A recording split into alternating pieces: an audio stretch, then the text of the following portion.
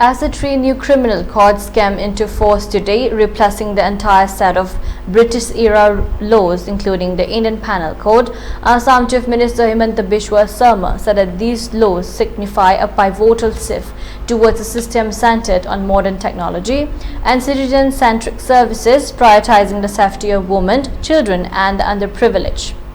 Today marks the watershed movement in Bharat's criminal justice system. Bharatiya Nyayak Sanhita, Bharatiya Nagarik Suraksha Sanhita, and Bharatiya Saksha Adhiniyam have come into force, replacing 164-year-old colonial legislations, Sarma said in a post on X.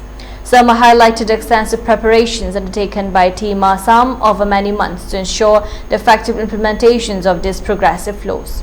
He urged stakeholders, including police, civil servants, citizens, lawyers, civil society, and the judiciary, to collaborate closely for the law's successful enforcement. It is my sincere appeal to all stakeholders to join hands with us in realizing the foundational purpose of these laws, Sarma urged. The new legislation aims to streamline legal processes, enhance safety measures, and integrate technological advancement to facilitate efficient delivery of justice across Assam. With these reforms, the state anticipates significant improvements in addressing societal challenges and safeguarding the rights of its citizens.